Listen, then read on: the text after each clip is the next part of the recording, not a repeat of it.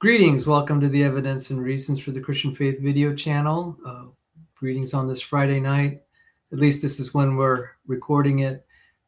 Someday I'd like to do live shows at some point, but it's really hard.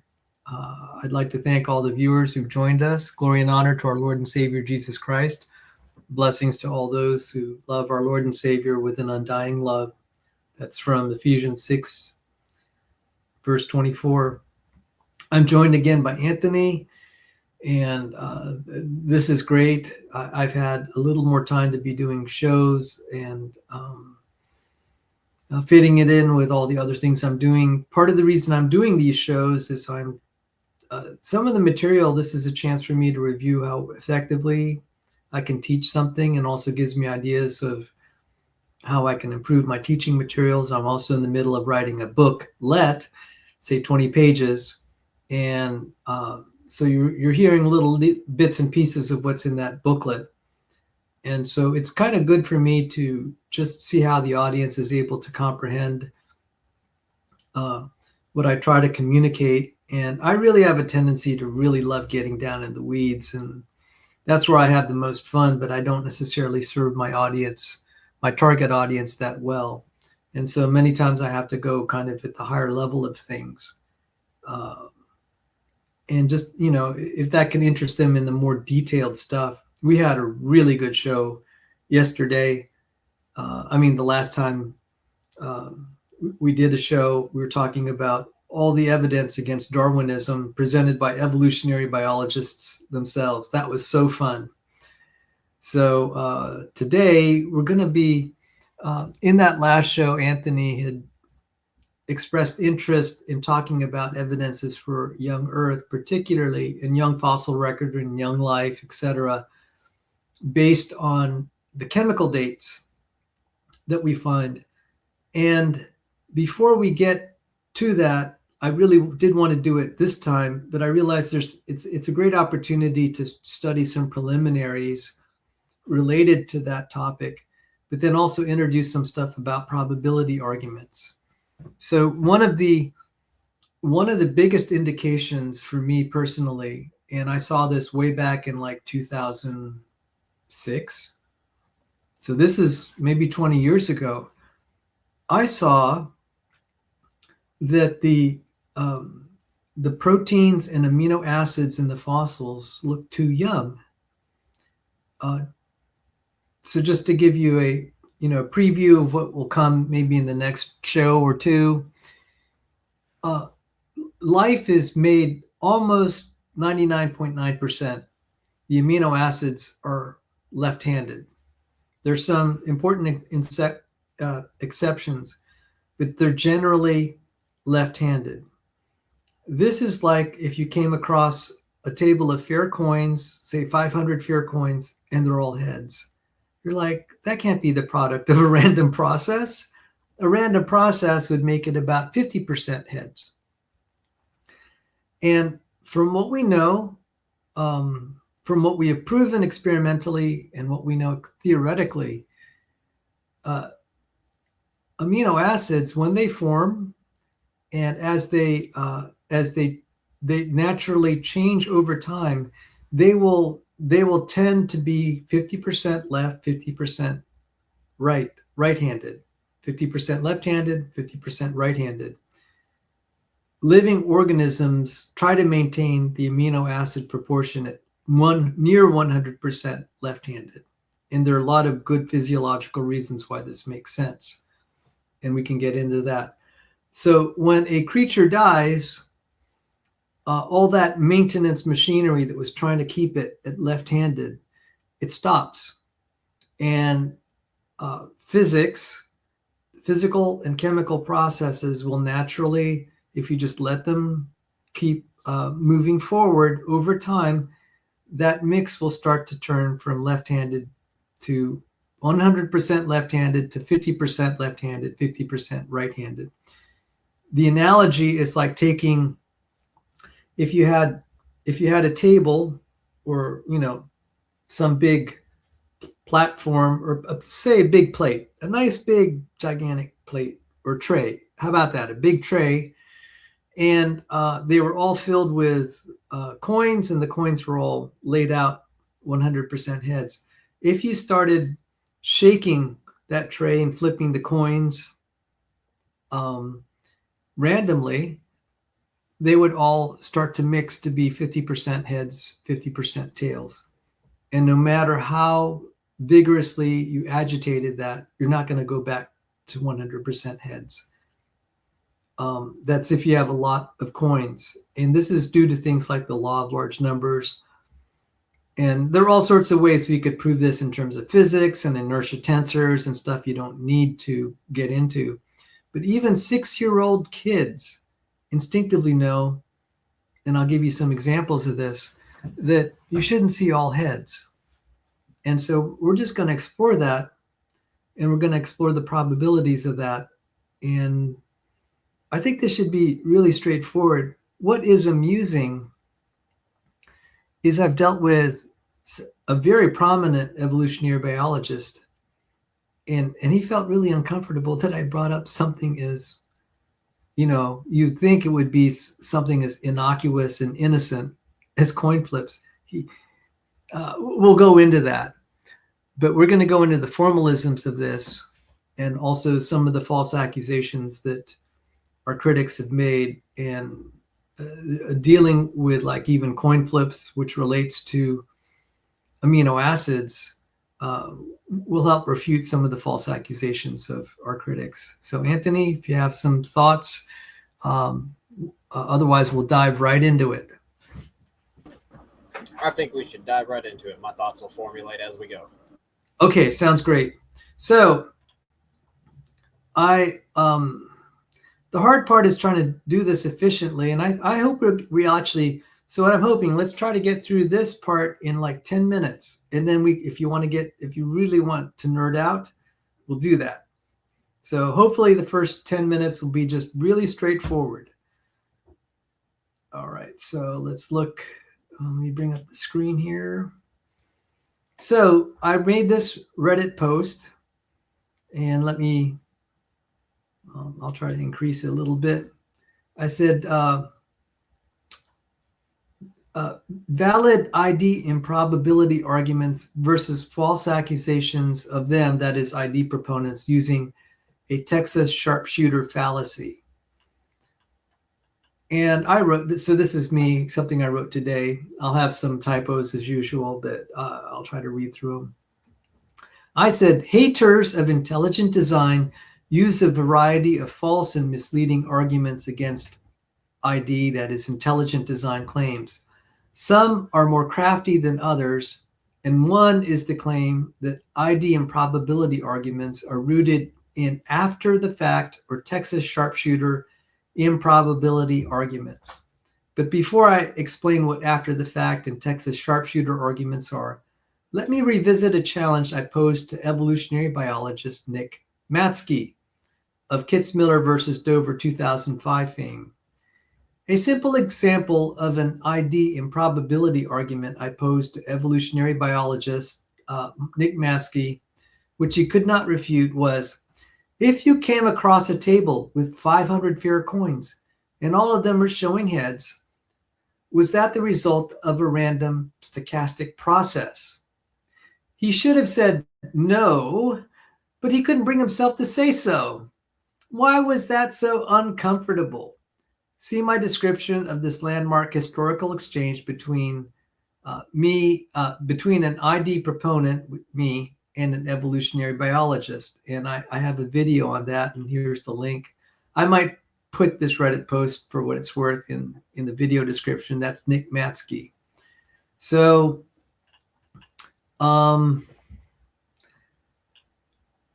I will pause right there, and this was an unbelievable exchange. He is a PhD evolutionary biologist. And I'm like, dude, why are you so uncomfortable? When I asked, if you just entered a room and you saw, on a table and you had 500 fair coins and they're all heads, they said, would you say chance generated that? a random process? He refused to answer it. I'm just like, that's really making you uncomfortable. And I had a feeling he would not want to answer that, because my intuition was he could see we could slowly start to take apart one claim, like an origin of life, possibly in evolutionary biology, one at a time.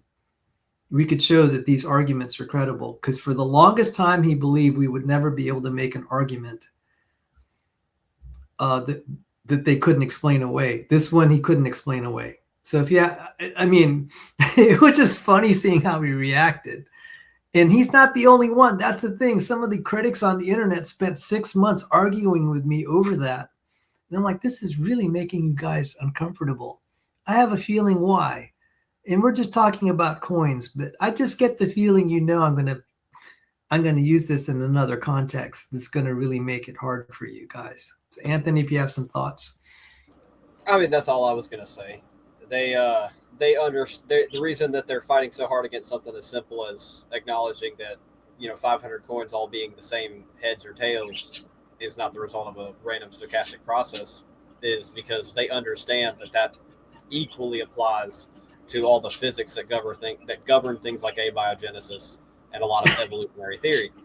And if they admit that, oh yeah, randomness won't produce that, then they're going to be in trouble when it comes to having to discuss their theory. Right. And so, okay, now we were talking about origin of life, and I could tell this got under the skin of another evolutionary biologist who goes by the handle Darwin ZDF42, who you know as Dr. Dan. Okay, so I got to show you, this gets under, he normally doesn't come to this Reddit forum except when I post stuff like this. This got under his skin on a Friday night. So I got to show it to you. This is his response. He said, the word selection does not appear in this post. If you have 500 coins and flip all of them, leave any that land on heads and flip again any on tails. Pretty soon, I'm going to have 500 coins facing heads. If you're unwilling to grapple with that, you aren't engaging evolution. Just some pale straw man of randomness is the beginning and end of the process. He needs to talk to Masatoshi Nei. Did I say that right? Yeah. Yeah. He needs to grapple with the neutralists. Oh, and so many other things. But it's even worse than that. We're talking about abiogenesis. And what do evolutionists normally say about abiogenesis and origin of life? They say, origin of life and abiogenesis is not part of evolutionary theory. And I wanted to tell Dr. Dan, we were talking about abiogenesis and origin of life, which isn't part of evolutionary theory. And I could have quoted Theodosius Dobzhansky, who had said, nothing makes sense except in the light of evolution. Ironically, he was a Christian. There are a lot of Christian Darwinists, unfortunately. But he also said that evolutionary considerations, I guess, like natural selection, I don't know the exact quote, doesn't apply to abiogenesis. So Dr. Dan is at least wrong on that point. He's trying to apply evolutionary natural selection on things that aren't even replicating. We're not even at the replication stage. Yeah, I was about to say, you have to have not just any self-replication. You have to have essentially near perfect self-replication before you can have selection. Yeah, you need a living cell. We're not even at the stage of a living cell. And I'm like, okay, the fact you're going to stick your neck out like that. So what did I say in response? I didn't have the heart to slam him. I said, hey, Happy New Year, Dr. Dan. I was trying to be a little gracious because I could have said, I could, you know what? I wanted to be gracious in that forum, but I'm not going to let him off the hook in this discussion. First off, None of what he said applies to abiogenesis because things aren't living. There's no such thing as selection. I could have said, demonstrate that from the laws of physics. You want to argue chemical physics and physical chemistry? You can argue it with me, but you're not going to see any, you don't see Darwinism or evolutionary theory in chemical physics or physical chemistry or physics or anything that's relevant to this. There's no such mechanism, not to mention those mechanisms are fictions anyway, but you certainly don't, it's not invoked in serious chemistry. Sorry. Well, what they'll try to do is they'll try to be like, oh, you can get self-replicating, RNA, chains and stuff like that. And it's like, dog, you're just going to lead to Spiegelman's monster. That does not help you. Exactly. So, I mean, I could have just hammered him. And I said, I'm going to be gracious in this forum because I kind of like it when he shows up. And there is something in game theory. I know this will sound mean. If you beat your opponent too much, he's not going to play anymore. The game is over. You sort of want to keep the guy around. So you have to cut him some space. I know that sounds so arrogant, but it's like, Dr. Dan, you're making my job easy. This is, I have to actually be kind of gracious here and let him off the hook a little bit in this forum because I could have really pounced on him. People probably expecting me to do that, but I'm just like, look, dude, I'm gonna let this go because actually what he said was so stupid. It's like, anyone who is willing to actually look at this, impartially and apply science, realize that that's a terrible thing to say. I mean, you see this sometimes in games where one side is so far behind, they just start gambling and just, they're trying anything because everything else is failing. So this is just like a Hail Mary pass. Okay, I didn't even finish that, but I just had to show you, okay, am I, that is sometimes a somewhat typical response. Either they won't answer the question or they'll just change the subject. We weren't even talking about evolution. We are talking, as you'll see it, origin of life chemistry. You will not see Darwinism in chemistry. There's no Darwinism. I mean, people may refer to it, but generally we laugh at you. I mean, and like you said, Spiegelman's monster. Yes, if you do have any autocatalytic process, it's just going to result in what essentially is Spiegelman's monster, or it's going to result in junk. It's not even going to self-replicate. Or at best, it's going to just keep replicating the same thing, which is not going to get you anywhere. So I often say it's easy to make self-replicators. Look at salt crystals. They just replicate away, but that's all you get, So, and we also know that origin of life researchers are just going nowhere. So I'm going to continue. This was just too fun. I mean, it's like, Dr. Dan, how is that a scientific answer? Show, because I'm going to go specifically into homochirality. Show specifically how Darwinism would emerge in the equations of chemical physics in what we understand. Chemical physics is governed by things like Schrodinger's equation and stuff. Show it. And, maybe this will be an opportunity as we go deeper into this to show some of the chemical physics and the biophysics and the physical chemistry. Even if it doesn't get explained in depth, I'd like to have it at least presented. Okay, we'll do that. So let's just continue on. Okay, so now let's talk about what a Texas sharpshooter. So it says, so I wrote, so then, what is an after the fact or Texas sharpshooter improbability argument? It goes something like this. And so let's just refer to the picture. So you see a gunslinger, he just shot randomly at a wall, and then he started painting bullseyes around the holes. So it goes something like this. A gunslinger trying to show off his marksmanship fires randomly at a wall from a distance. And then he goes to the wall and paints bullseyes around the holes he just made. He then boasts how accurate his deliberate aim was, since no one else can hit those same bullseyes, and then claims the pattern of holes on the wall was the result of his skill or intelligence rather than a random whim on his part.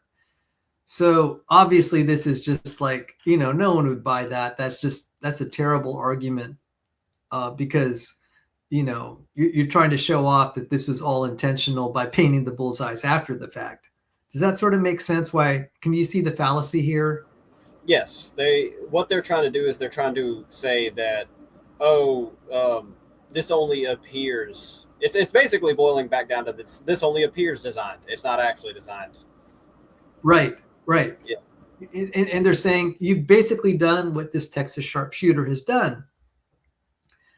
And so I said, well, the reason I showed this thing about Nick Matzke, I said, Nick Matzke started to realize, so for the longest time, they were arguing. People like Nick Matzke was saying all these ID arguments are basically Texas Sharpshooter improbability arguments, therefore they're false.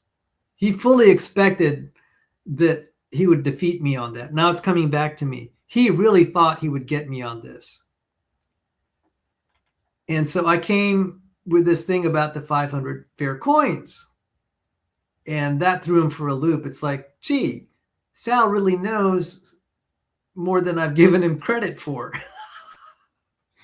And so I said, okay, if we had 500 fair coins and labeled each coin with a number such that we could, after flipping them randomly, list the sequence, we would find, if we had 500 fair coins and labeled each coin with the number such that we could, after flipping them randomly, list the sequence, we would find random flips would never be able to duplicate any sequence we previously observed. So I worded that so poorly. Let me go over this. So let's say I have 500 coins. I'm going to label one. I'll label one coin number 1, another coin number 2. I could just paint it on there. Now people will say, aren't you going to affect the odds since you're adding a little paint to the coin?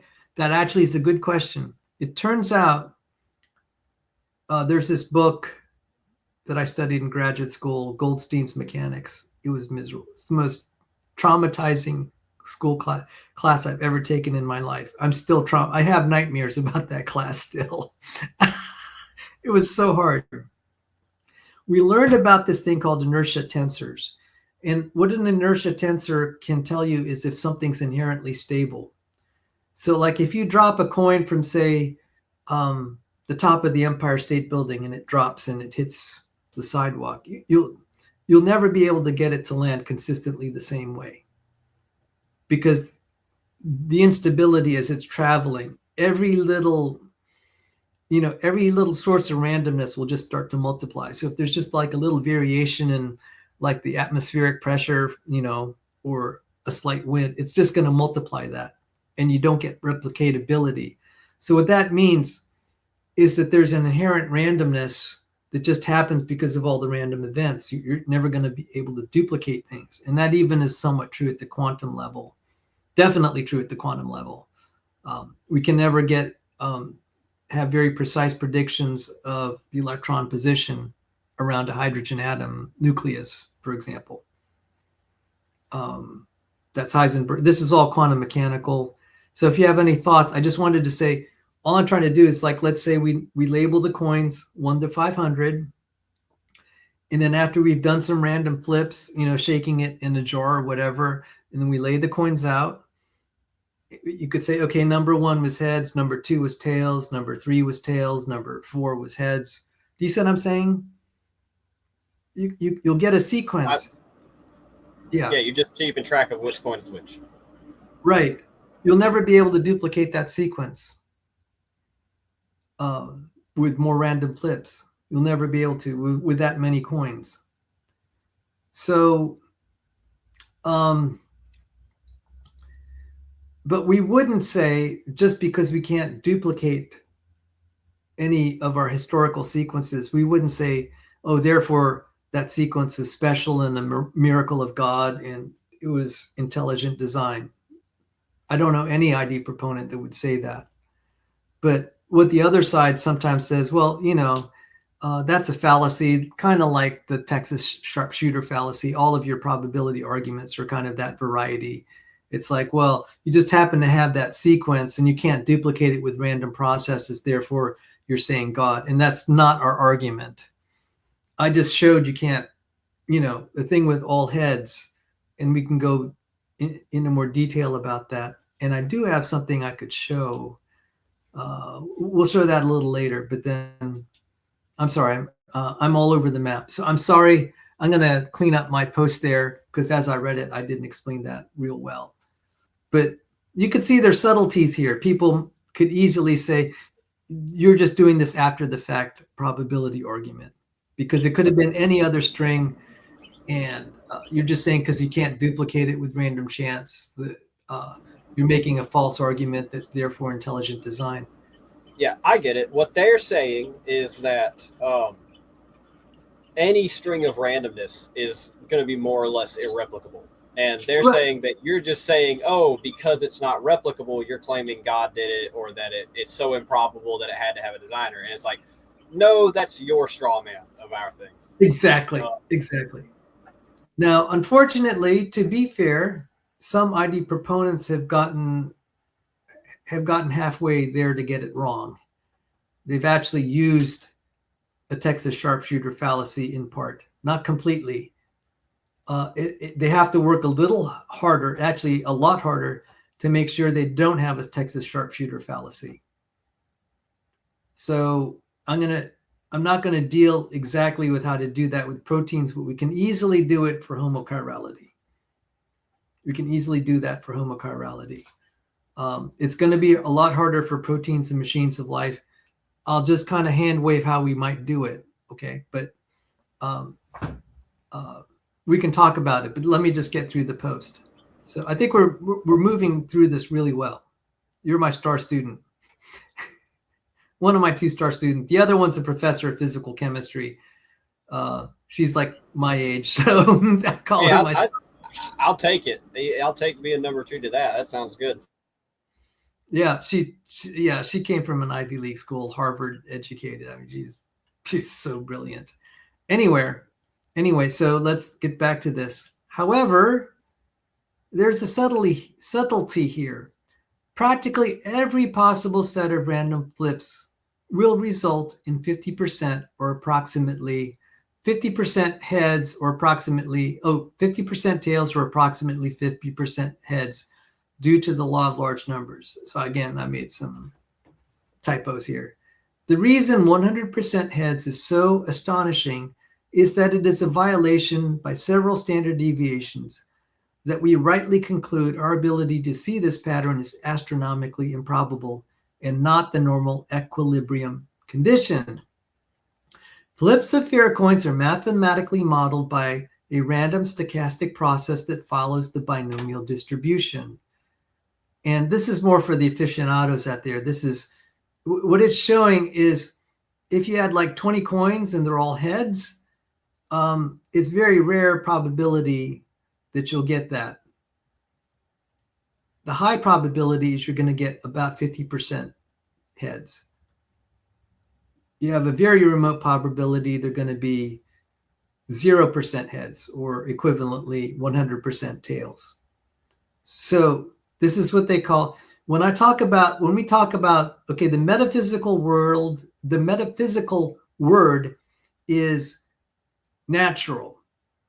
And I'm like, well, do we want to say natural versus supernatural? I'll say, okay, let's not get totally metaphysical. We'll say, what is the normal expectation? And then what would we consider very unnormal, or far from normal? So 100% heads would be very far from normal. And then I'm going to show some examples where this has relationship to biology and physics. But I don't think this is difficult.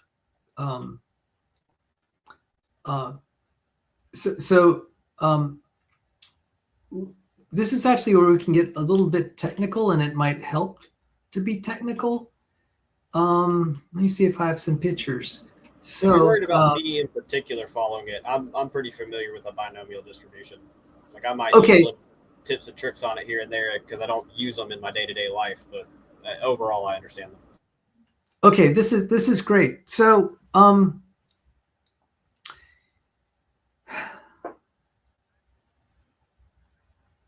maybe one way to show it, people can look up by Pascal's triangle, but maybe I'm just going to give a simulation here, and I'm so proud of this simulation. So let me explain what I did. I used there's a feature in an Excel spreadsheet where you can get a pseudo random. It'll mimic what a random process should give in terms of numbers. So all I do is I simulate. I use a random generator to decide if something's heads or tails. And so let me just see. Heads is represented by red, and tails is represented by blue. And do you see like each of these is like a little square? Do you see that? And each square, you could say that's, if it's a blue square, that's like a coin that's heads. And if it's a red square, if it's a blue square, it's tails. And if it's a red square, it's heads. Do you kind of see that? Yes, I can see it. Yes. So I'll zoom it in a little bit more. And each time I press the F9 key, I'm just going to flip all of these. And so we have 2,549 of these cells. I don't know how I got that number. That's just, I would have thought I'd get a nice number like 2,500. So for some reason, it's 2,549. So there, and if I zoom out here, you could see what happens whenever I just do a random flip. Now, what is actually surprising is it does look almost like this is not random because you have long stretches where they're all heads. Do you see that? You would think it would be a little bit more uniform. You wouldn't expect it to be clumping like that, but it actually does. Random statistics will do that. So this is why, like, if you're playing games in the casino, you'll think you're like on just like a roll. So, for example, like if we're going from like left to right in terms of like flipping heads, you'll see you get like, let's see, 1, 2, 3, 4, 5, 6 rolls in a row are heads. Or let's say we're just going up and down. You could see there's one streak here that was long. 1, 2, 3, 4, 5, 6, 7, 8.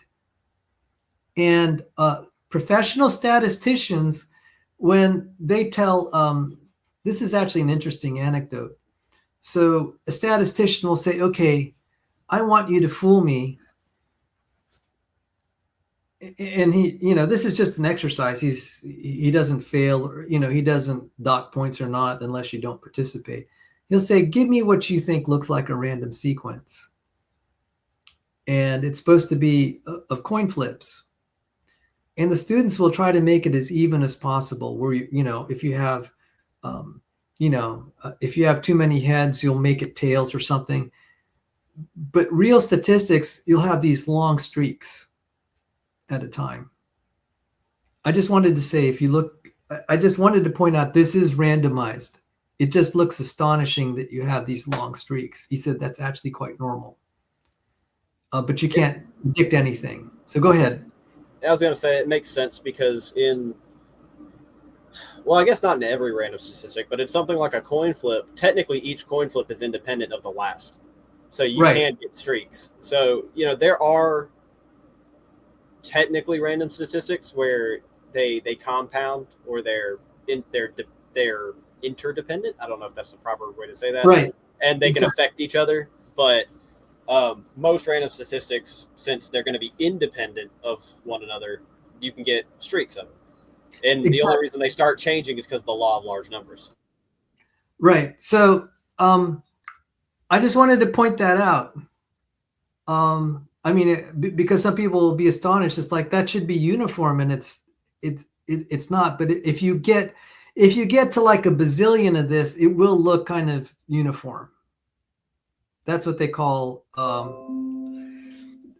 that's where you're saying the law of large numbers. When you start to get a lot of them, it'll start to look like a uniform mix of red and blue. But it will average out to be roughly uniform. Right, exactly. But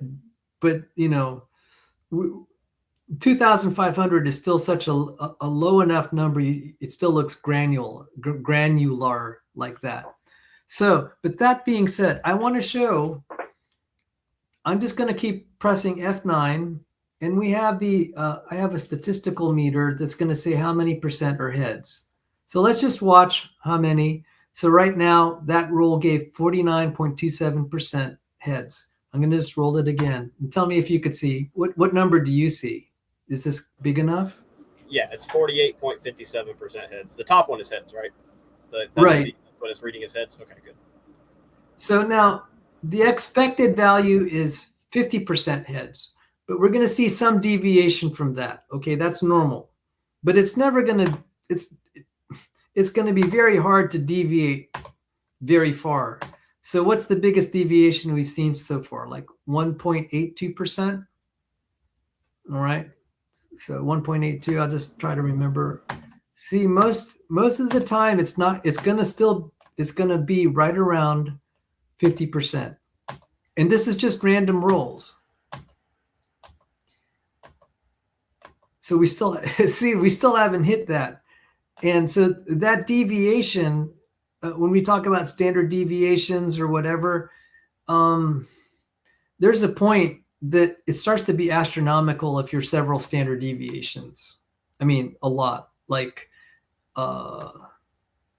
if you're 100 standard deviations from the mean, that's just like astronomically impossible, improbable. And you're not going to see it in this simulation unless there's a computer glitch, honestly. So have we gone beyond like what, minus 1.82%? We still haven't. See how hard this is? And you could just be playing this game. So what would be astonishing if you saw it all red? That's what would be astonishing. You shouldn't be astonished. You wouldn't be astonished if you got a grid like this. So most of the time, most of what you will see you'll have outcomes like this. And that's, so I actually was in a 6-month exchange. They say, well, being all heads isn't that more improbable than anything else. I'm like, it depends on what you mean by being all heads. Because they'll say every sequence is just as improbable as any other sequence. Remember, I numbered the coins in a sequence. That is true. But most of the time, most of the sequences will be 50% heads. That's the binomial distribution in Pascal's triangle. And that's what you're seeing here. Yeah, any given random sequence is just as improbable as any other given random sequence. Right. But not every spot or standard deviation on the binomial distribution is as likely or unlikely as any other spot on the binomial distribution. So let me phrase this. Well, if I said that really well, you probably I'll help the phrasing. I'll help clean up the phrasing a little bit. Hopefully, I'll get it right. So you see this pattern here. Like, I mean, if you had a photograph and you could photograph this pattern, every time, I mean, if this is a real random generator, now, granted, the computers only kind of simulate this, so it's not exact. Okay, it's not the truest random generator. But if you had a true random generator, every time I press the recalculate F9 key, every pattern you see is going to be unique. Every pattern you see is going to be unique. And so in that sense, yeah, every pattern is just as improbable as any other. But the majority of patterns, the overwhelming, not just majority, the overwhelming, like 99, okay, say 98% of the patterns will be within 2% of 50% heads. So at most, it might be plus or minus 2%. That's just off the top of my head, given what we just did with our experiment. So, I mean, at the rate we're going, it's like, I'm certainly not going to see a 5% deviation. I doubt. Yeah. Maybe a better way for me to have said that is randomness can always make irreplicable sequences, but randomness cannot. There's a point at which it can't really shift the distribution, the actual amount of one or the other. Does that make sense? Like relative, yeah. Like, the randomness, like you just said, tends to go within 2% of 50% heads, 50% tails. Maybe you can get a little bit more. Maybe you can get real lucky and get 5. Maybe get real lucky and get 10%. But it's just like if you get 20% of 2,500 heads, flipping out of the thing, it's like at that point you're going to have to start looking for alternatives. It's like this is getting outside the realm of randomness. Exactly. I mean, when we talk about amino acids, you'd have to be talking about millions of amino acids to make the proteins. Probably, the smallest genome we had was 500,000 nucleotides, which would equate to roughly 1/3 of 500,000. So that'd be like 150,000 amino acids. Most of those are left-handed. So my little piddly number of 2,549 little cells, that's for the simplest light that we've been able to manage in the lab, this is still a small sample. I mean, you have to get all of that left-handed. This is just outrageous, to try to, the odds are just so astronomically remote. And you wouldn't expect that in a normal prebiotic soup. And there are a variety of reasons we can get into the specifics of the physics of it. So, you have a good insight to that. And I hope the readers will see this. It's not one specific pattern so much as we do not expect to see 100%. Yes, the 100% is a pattern, but in another sense, it's the violation. It's a pattern that violates what you would ever expect to see in your lifetime. You would not expect to see that. You would see a lot of them that are 50%. To use the language of statistical mechanics, we would call that a macro state, being all heads. And I'm sorry to belabor the point, but I hope that graphic was helpful to illustrate. I think it was. It helped me, and I'm assuming it would help anybody else watching it as well. And that's why this particular thing, you can't call that, ID proponents have said the all left-hand amino acids, the all right-hand sugars are a design feature. And the more that I've studied physics, I think that they are definitely right. We've actually had to build, biology has a lot of machinery to make that possible because it just doesn't happen without machinery. And machinery doesn't happen without intelligent design. There's a lot of machinery, like in our bodies, to help maintain that because you're always constantly fighting what they call the entropy of racemization. There's an inherent tendency to keep, because, and we'll go into the physics of it, but generally your proteins will have an inherent tendency to just degrade naturally. And part of that degradation process is all the left-handed will have an inherent tendency over time to be a mix of 50% left, 50% right. It's just physics. What I'm interested in the technical process of how they actually flip, in that degradation. And I'm sure we'll get there. I was just voicing my oh, absolutely. Yeah. Exactly. Yeah. Go ahead, Anthony. Yeah, I was just gonna say, like, we're kind of hitting a wall at trying to explain the why the 100% heads or the 100% tails would be so remote in comparison to any other random sequence, because it's just, I'm sure if we really thought about it, there's a way we could describe it better, at least me. But at this point, it's like someone asking me to describe the color red to them, and it's like, well, you kind of just gotta see red. You can't. Okay, to that point, I had a 6-year-old, and the parents, I said, I'd be happy to teach your kids creationism. And they said, why don't you teach our 6-year-old? And it's like, oh man, what could I possibly teach a 6-year-old? And I said, okay, I can't teach him all about creationism, but why don't I just give him what little I could and give him a start? Just make it a game. So I visited the family. They had 3 kids. There's mom and dad, and I said, okay. I looked at the mom and dad. I said, okay, we'll try this, and they were watching how I teach the kid. And so I said, Eli, okay, here, I poured out these coins. He's just a 6-year-old kid. It was so fun. I poured out 20 coins. I had 20 coins, and I poured it out there, and I said, hey, Eli, go to your room briefly, and I'll call you back. So he went to his room, and as fast as I could, while he was gone, flipped everything heads. Then I said, come back, Eli. He ran up to the table, immediately said, you did something. And I was like, huh. So a 6-year-old kid could see that this was not a random process, that they were all heads. He knew I didn't just like put it back in the jar, shake it, and pour it out. He knew I did something, even a 6-year-old. And so I was on the forum. I said, hey, look at that. Nick Matzke couldn't even do what a 6-year-old could do. And he's an evolutionary biologist. I was just rubbing it in. And someone astutely said, well, it's not that Nick Matzke was stupid, because I was just kind of putting that, hey, man, he's so stupid. The commenter said, rightly, Nick Matzke had a lot to lose by admitting the truth. The 6-year-old kid didn't. That's very true.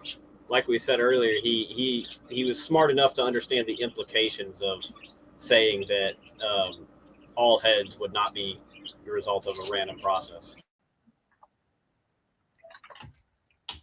And let me see if I could find this. Oh, yeah. Just for the reader's benefit, and I may put it in the video description below, I'll show you the exchange. But I mean, you would think that people would not feel uncomfortable with that. It made him feel so uncomfortable. And he's not the only one. And you wouldn't believe there's a 6-month battle over that top. I just like, look, actually, that's what was so fun about it. Was this is so obvious even 6-year-old could understand, but the other side was fighting tooth and nail over coin flips. We weren't even talking about biochemistry yet. It was unbelievable. It got so bad. One professor of statistics, Jeffrey Salit, said, man, you guys stop doing that, man. You're embarrassing yourselves. Sal's always wrong anyway, but man, you guys are just, messing this up. Well, I wasn't wrong, but he had to say something negative about me because it's an ID proponent. But he could see his side was making fools of themselves. But just for the benefit of the readers, I'll put this in the video description. This is a blog that has been archived. And the owner of the blog was Barry Arrington. And I put him up to ask Nick Matzke that question about the 500 coins. Now, I was a little upset because I gave Arrington the specific question and the wording, and he didn't realize that the way he changed the wording kind of gave a little out to Matzke. I had a much tighter way of saying it, but he was close enough. So December 16, 2013, and he said, a statistics question for Nick Matzke. So I'm just proving this really happened. He said, if you came across a table on which was set 500 coins, no tossing involved, and all 500 coins displayed heads, the head side of the coin, would you reject chance as a hypothesis to explain this particular configuration of coins on a table? And you would not believe. I mean, so we had a very long comment thread, and this is actually okay. The comments are in reverse order, so you actually have to go to the last listed comment to get the first comment. But this is also a way to see how people will argue a defenseless point, because they will not give an inch. And this is what's kind of fun to see, is that they're so determined not to give an inch, they'll say stupid stuff. So let me see if I can find this. So comment, okay. All right. So old armies kind of agreed with the problem. And then, so this is Nick Matzke's response. You all can look at it, but I'm just going to read some of the things he said. So someone came to Nick Matzke's defense. His name was Mark Frank. So Mark Frank said, chance is as meaningless and vague as a hypothesis as is design. I would reject the hypothesis that someone had independently tossed each coin and each coin was fair. There are many other plausible mechanisms which are far more likely to produce that configuration. Some of these involve intelligence. Someone placed them that way. Some do not. They might have slid out of the packet of coins without a chance to turn over. And then Nick Matzke says, oh, whatever Mark said. And it's just like, dude, it's not that hard. It's a simple yes or no. And then I challenged all that, all that misdirection later on. If you all can see that, Mark Frank said, well, what if they're all arranged heads to begin with and they just slid out? I'm just like, dude, that's not random chance. Someone then arranged the coins in the wrapper. I'm just like, dude, you just have no defense. All you could do is just put up smoke screens and try to change the subject, try to get me derailed. And we talk about everything except a simple yes or no. It's not that hard. A 6-year-old could figure it out. Go ahead. I was just going to say all their attempts to say, to try to avoid it required, like you said, essentially backing the question up and saying there was no chance involved to begin with. They basically said, oh, they were already arranged in head and then slid out of the packet, or they were, something like that, or maybe they were weighted coins or something like that. It's like, okay, you're changing the parameter of the question to avoid the obvious. The parameter of the question is obviously if you tossed or flipped or just set coins down without any regard for trying to make them go one way or the other, would 100% heads be considered something that could happen by chance? And I can see why you were frustrated in the phrasing of the question, because I know you worded it a little bit better to exclude all these changing of the parameters to try to get an out. Right, exactly. Because I knew at that point I'd studied statistical mechanics. Obviously, I knew some of the mathematical distributions. I could frame it in a way that is rigorous enough that they wouldn't have, I was a little upset because Arrington made it easy for them to, to wiggle around the real problem. But the reason this exchange was actually important, I said, do you see how hard they fight, even a losing cause, on something that's so trivial? And I rebuked them. I said, look, Nick, you're a PhD. You're going to be a professor. You ought to be ashamed of yourself. Would you teach your students this? Would you answer, if a question were posed like that? Are you going to go before your students and give that drivel? But because it relates to ID, suddenly you're going to go do all these contortions to avoid the obvious. And we're not even talking about evolutionary biology, not even yet the origin of life. We're just talking about hypothetical stuff with coins.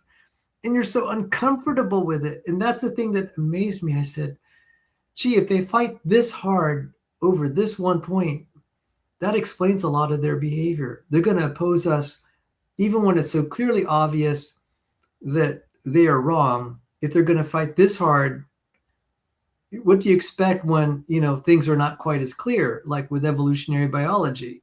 They're going to fight you tooth and nail. And it's like, this is not an honest debate anymore. That's when this is very sobering to see what I was up against. That something so obviously true that even a 6-year-old could understand. An evolutionary biologist will fight you tooth and nail because he's sensing you're starting to demolish kind of their counter arguments of Texas Sharpshooter fallacies. They could sense it that, hey, maybe Sal can actually maybe Sal and his colleagues can actually construct improbability arguments that will really hold water, and we're not going to have a counter. And they were fighting us hard. And people were saying, Nick, you were the hero of the Kitzmiller versus Dover intelligent design trial. And that was the trial of the century. It's kind of the Scopes monkey trial of the 21st century. And the ID side lost that trial. And here he is, kind of the star expert. Although he was never on the witness stand, he helped the lawyers develop their case. And you saw how he's fighting us. He got beat so bad, even people on my side, we said, we kind of feel sorry for Nick because he embarrassed himself. So I'm just saying, I didn't make this exchange up. It's there. It's archived. You guys can see it. And if you have doubts, look how Dr. Dan weighed in to that. He could have said, hey, Sal, that was really insightful what you said about, the binomial distribution and all that. He had to contest me. And like, would you give that answer in a statistics class or chemistry, which we'll go into, and we'll start to go into the chemistry a little bit. So it's like, I'm sure if any chemist were to try to do their work by that line of logic that, 100% heads is equally as probable as anything else, they'd get nowhere. They'd not be able to do anything. Right. So let me just continue on. I'm sorry to be beating a dead horse, but there is a little bit of fun in it because you could see we're beating a dead theory of abiogenesis and evolution here. And I'm trying to, if I've shown anything, I want you to see how we're going to be fought tooth and nail, even when it's so obvious we're right. Even when it's so obvious a 6-year-old will know that we're right. You're preaching to the converted on that one. Huh? I was saying you're preaching to the converted on that one. It's something I've understood about them for a while. And you know something? Up until that point, I still had doubt. I still had hope that they would be reasonable. After that, I said, it's plain as day, they're not. They're fighting they are really literally just hating the truth at that point. This is not about truth anymore. And it was very sobering to see what I'm up against. These are people that'll just deny the truth because it makes them feel better. And this was such a minor point. We weren't even talking about biology directly. You're just talking about coin flips. They couldn't even give an inch that Sal said, hey, it's improbable that a random process will make 100% heads for fair coins. They couldn't even budge there. And like, goodness. I mean, it was alarming actually to see. You know what I'd like to see them do? They're always the ones that like to talk about peer review. It's like, okay, I want you to find a statistical mechanics publisher, and I want you to, not you, but them, and I want you to write them a paper trying to prove or, at least argue for the idea that 100% heads in a coin flip of 500 coins or whatever is equally as likely as anything else. I want to see where you get with that. Like, they are not going to publish you. They're not going to. They're going to say, dude, you're completely off base with this. Anybody who exists in that field is going to tell you you're dead nuts wrong. And so it's like, put your money where your mouth is. How about you go through peer review on this and see exactly how wrong you are. And by the way, by way of extension, I said, you see, Nick Matzke is going to be a peer reviewer. You probably could even rise to the level of editor of a journal. And they keep saying, Sal, why don't you publish? I said, because of people like that. They're not worthy to be my peer reviewer. I know that sounds arrogant, but I'm just like, well, you see the evidence right there. Why would I ever expect to get a fair hearing from someone like that? And he's representative of the whole community. The good thing is there are other journals in other fields where, a journal may not focus at all on evolution, hardly, but sometimes you can write an article on statistical mechanics and put a paragraph that takes a dig at evolutionary biology. That's starting to happen because, yeah. I was going to say that's because you have to have the math on your side with those, and the math doesn't lie. So what are they going to do? Tell you 2 + 2 doesn't equal 4 just so you can't take a dig at evolution? Yeah. So we've been able to get away slowly. We would take a dig at evolution every now and then. It might be just, something here or there passing, but we're starting to get through. We're getting some things through in peer review, partly because in engineering, some of the best designs are in biology. So we actually do have opportunity, like in biomechanics, to take a dig at, this evolutionary biologist said this is clumsily designed, and it's like, no, that's not true. This is exquisitely designed. And even people who aren't ID proponents are saying that. And and now we're starting to get some people on our side that are journal editors, and they're letting a little bit of this through. And and the biophysics crowd is going to start. I'm starting to see it. It's been slow, but I expect, it's kind of like the crack in the dam. It's going to go at some point. You're starting to see the fissures, and people are getting restless. So anyway, let me move forward. And I do apologize for the slow pace, but I've been savoring just kind of beating up on the evolutionists, how they behave, because it's not often I'm able to hang them out to dry this obviously. So anyway, we'll go ahead. So I said, the problem of the binomial distribution arises in origin of life chemistry, where the expected normal state of chiral chemicals like amino acids and sugars is that they emerge or naturally evolve to follow the binomial distribution. Thus, we expect to naturally have populations of 50% left or 50% right, not populations of 100% or near 100% purity, as 50% is the natural equilibrium result. And again, you could see this. If we're just doing random stuff, which is what happens in origin of life chemistry, you'll just get a mix. It'll look like this. It's not going to be, it'll be a mix of left and right. It'll never be like that naturally. Unless you have machinery of life to govern it. But then that raises the question, how do you make life in the first place? Because the machinery of life needs this homochirality to make it work. And I can argue why that has to be. But anyway, let's move forward. 100% is highly unnatural.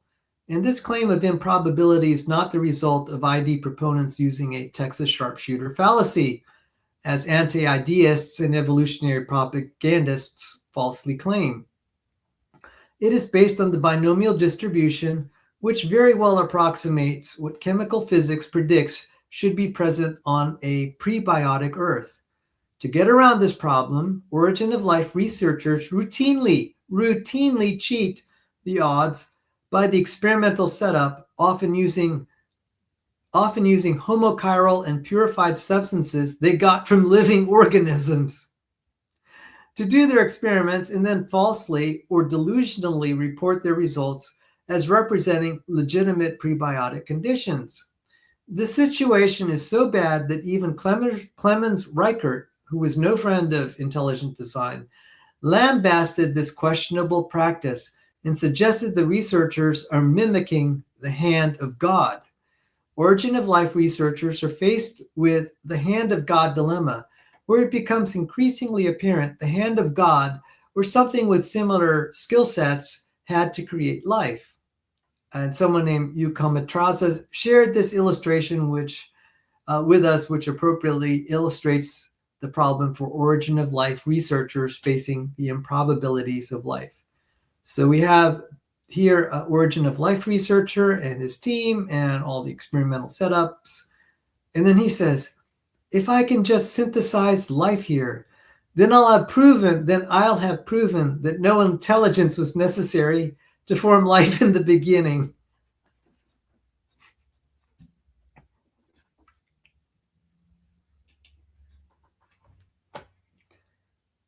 So now we can start to get to the mechanics of this a little more.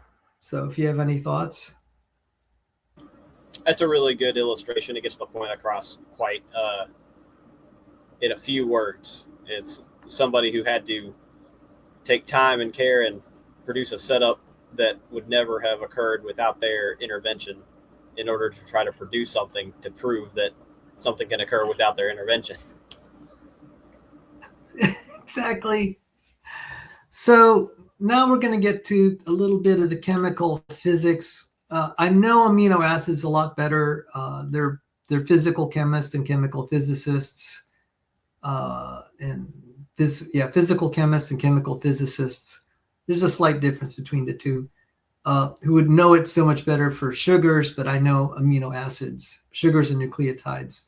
So, and I had a chemist on the channel, Royal Truman, and also another one, Change Tan. Change Tan was Ivy League, definitely, and Rob Stadler. Let me see. So, I'm going to try to get a diagram, chiral amino acids. And I'm going to try to show what happens. Okay, here's a famous diagram.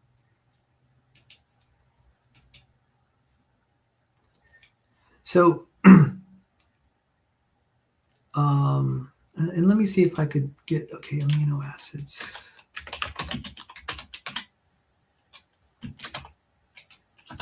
Canonical. All right.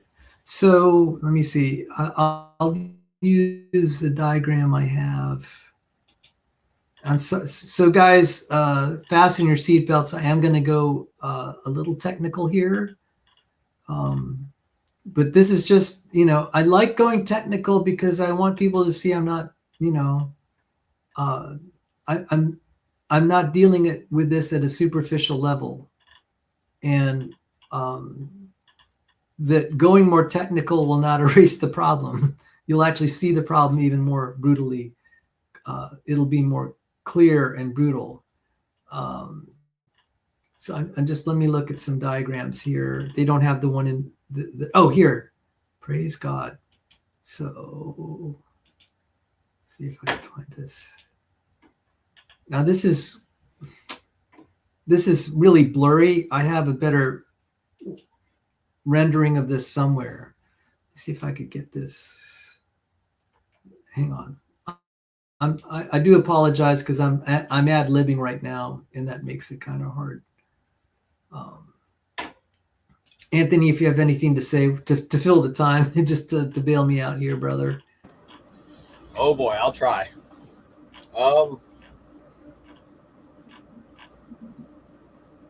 There was one thing I was going to say earlier, which is that, and I just didn't, to try to make sure we stayed on topic.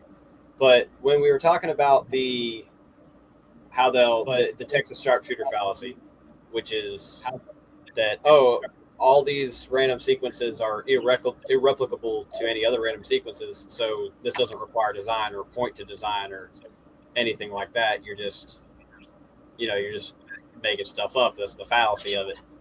And it's like you're kind of excluding a little bit of a part of this. And that is that, in these purely statistical mechanics arguments we're making, these outcomes don't have to do anything. But the larger argument that it's being a part of is that you can't make life a million ways. There's not a million ways to skin that cat. There's essentially one way.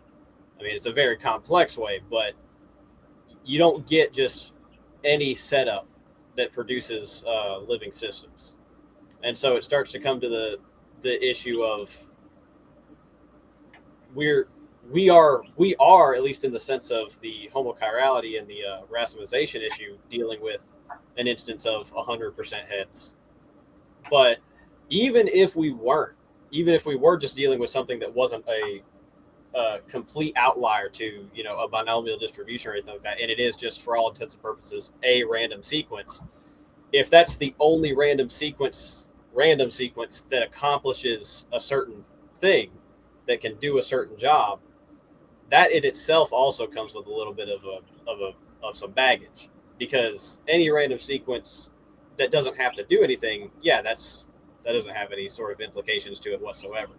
But if there's only one sequence out of 7 billion or whatever astronomical large number you want to do, that could say, we're talking about life here. So if there's only one sequence that creates this protein, which I know that kind of, I'm simplifying it a bit here, and then every other sequence wouldn't do it, then that starts to beg a question. It may not be the whole argument in itself, but they like to exclude that part of it. They like to exclude that baggage of it. All right, I'm gonna. I hope you don't mind if I try to tighten the language of what you just said a little clearer. Please do that. Okay, so there's actually a bazillion. Okay, there are a bazillion ways we could make a car. There are a bazillion ways we can make an airplane. There are a bazillion ways where I could have a system where I have a key and a lock and key system. Does it, even though there are a bazillion, in fact, let's just say an infinite number of ways, it doesn't make it highly probable that you can make a car. A random process will not make a car, even though there are an infinite number of ways to make a car. So even supposing that there are an infinite number of ways to make a replicating machine, and life is a self-reproducing automata. Another way of describing it is, you've heard about 3D copiers to be able to make, a 3D copy. So you had, before we could make copies of like paper and photographs, now we can take 3D shapes and make them. Life goes a step further. It can make actually other copy machines. We don't know how to build anything anywhere near as sophisticated as that. We can barely make a 3D printer, much less can we make a 3D printer that can that can manufacture other 3D printers. But that's exactly what life makes. So let's even suppose, and I think it's reasonable to say, that there are a bazillion ways you could make life. And in fact, we kind of see that as halfway true, because we see multiple species of life. We actually see alternate genetic codes. And you could creatively think, we could, instead of making it all left-handed amino acids, why don't we make them right-handed amino acids? And I'd say, yeah, that's possible. We just flip the chirality of everything and just, it's like, I think that has a good chance of being viable. What the improbability is, it's just like, okay, you cannot just randomly shape an engine block and then randomly shape a piston that's supposed to fit in it. Everything has to coordinate. That's the improbability. And so I think that's a tighter argument to make. And this is the way to get around the Texas Sharpshooter Fallacy, which you can argue that the coordination of the parts fitting is highly improbable. So if you saw a jigsaw puzzle, it's like, man, all the puzzle pieces fit together beautifully. That was by design. Actually, jigsaw puzzle's not that hard, because you just take a jigsaw and just cut it up to, something that looked like a picture and cut it up. What biology does, or like what we do with a car, is you don't take a piece of metal and then cut it into pieces and try to put it together. What you do is you're going to take a lump of metal and you're going to deliberately drill a hole and you build your engine block. And then you take another lump of metal and it's like, okay, I'm going to make this exactly the right proportion. And that's going to fit, this piston's going to fit in the engine block. And then you have all the connectors down to the, what do you call it? The camshaft. And then the camshaft is somehow connected to the transmission. And I know this the painful way, the transmission's connected to the CV axles. I had to replace one recently. Anthony knows all about that, man.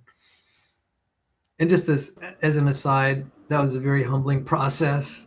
It took 12 hours to remove 5 nuts. It was so hard. Stuff was so bolted on so hard. Anyway, that's neither here nor there. but you could see, you know, if you have a whole, if you have a, if you have, I guess it's a nut and bolt. I don't know what. Okay, yeah, you have the lug nuts, and then you have kind of the bolt that's protruding. You can't make a nut randomly that's going to fit a random bolt. They have to be There has to be foresight in making all the connections. That's where you can really make and say, look, this is not a Texas sharpshooter fallacy. Stuff just not coordinate that cleanly. So thank you for filling in. So I'm just about ready now to go to the chemistry. I do think that was a much better way to put what I said. Yeah, no problem. Okay, so we'll go to the chemistry. And so this is chemistry 201. And my professor was old school. This is exactly the diagram we were forced to memorize. And you had to recapitulate it in your chemistry exam. So you have the 20 amino acids that make canonical amino acids that practically make all the proteins. You actually have some that are non-canonical. And I had to write, okay, he said, okay, draw up all of the chemical skeletal, all the chemical diagrams just like this. And I had to just memorize, okay, glycines like that. And I can't do it anymore. I have a good short-term memory, but after like 3 weeks, I could never even I wouldn't even try to recapitulate. So I want to show some features here because this goes into left and right-handed chemistry. So this is the carboxy group. So C is for carbon, O is for oxygen, O minus is like an oxygen ion, H is for hydrogen, and when it says 3, that's 3 hydrogens, and N plus, that means it's a nitrogen positive ion, a negative oxygen ion here, and then you have a hydrogen sticking here and hydrogen sticking there. Now you'll notice, can you see that this is a slight shading here? They shade it a little bit blue. That's called the R group. All right, so you have R groups, and you have the carboxy group here, and you have the amino group here. Boy, I'm going to get slaughtered if I pronounce this wrong. Carboxy and amino group. And, let me charge this. This is obnoxious. Hang on. I bumped something and I thought that was me. I got that low battery warning. Plug it in. It is plugged in. This is obnoxious. Hang on. I don't want to lose. I'm going to have to hold this.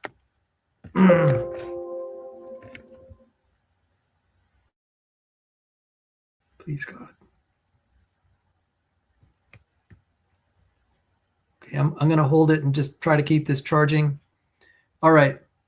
So now, so what's in blue here is the R group. We just call it R. I don't know why they call it R. So if I expand this, and unfortunately, everything's kind of like, in this diagram, the R group is in the bottom. So you have to kind of rotate everything. So the R group here is on the side, the carboxy's here, and the amino. I mean, you could figure out if you think about it, all right? So left-handed,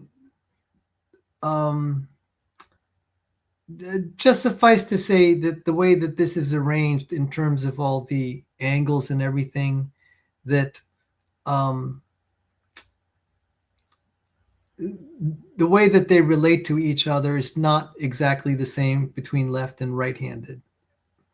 So I didn't explain that too well, but I think, even when you go through biochemistry, we don't invest a lot of time in trying to figure out why it's left or right. We just sort of like kind of know it, accept it.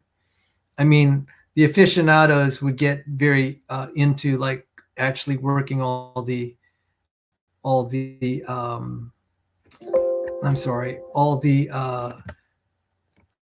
angles to get it right. Hang on. if we die, I'm going to have to pause this. Hang on. This is really obnoxious. I'm trying to get this. Okay. It looks like we're stabilized. I have to get a new plug, in other words. Just get a new computer. Anyway, so do you kind of get what right-handed and left-handed are without too much explanation? It's just like you basically have the same chemical formula. You have the same number of carbons and hydrogens and oxygens and nitrogens. Yeah, just like how both your hands have all the same pieces, all the same digits, but you cannot lay them on top of each other. They're what's called non-superimposable. Good enough. You even use terms that I couldn't even use as well as you just did. So, so with that said, the basic idea is what we see in this chemical formula. You can just take all the same parts, rearrange it, and you still have the same chemical formula, but it will be, you could take a left-handed and build a right-handed. It's just like taking the same Lego pieces and just making them your image. Maybe that's the easiest way to say it. So you're going to take all the same parts. So what happens, chemically speaking, is you'll see, like, if you ever seen pictures of Brownian motion, where you have a cell vibrating, like a little creature. It looks like it's just bouncing around underneath the microscope. Well, these molecules are subject to a lot of quote unquote motion like that. For lack of a better word, it's not technically correct, but I'll call it Brownian motion. Okay. There's some people who'll cringe that I use that. If for nothing else, it's just even use it, inexactly. So as temperature goes up, there's more violent collisions of all these molecules against each other. And it happens when they bump into each other, like let's say this thing bumps into another, whatever, any molecule. And especially if the temperature goes up, it's going to bump more violently. What'll happen is that will spontaneously rearrange it'll rearrange a left-handed form into a right-handed form. Somehow the molecules, okay, there are two possibilities if you have a left-handed amino acid. Maybe there's three. One, it gets hit and it stays left-handed. Two, it gets hit, it becomes right-handed, it rearranges. And if it gets hit really hard, it just blows the molecule apart. It might change to another kind of amino acid or stop being an amino acid altogether. So the best case scenario is that it stays an amino acid, but maybe just flips to right or left. So you can imagine then if it's right-handed, it could get bumped again and then flip to left-handed. But again, it's like flipping coins. So that's all it is. There are probably chemists who can explain this better, but I'm afraid if they went into the physics of it, even my eyes would start to roll. Does that help? Yeah, I think that makes a lot of sense. Is there like a quick definition you could give for what you mean by Brownian motion? So if you look at molecules, even in like say, in a liquid state, all these molecules are bumping against each other. And it's almost better if we had a video to show Brownian motion.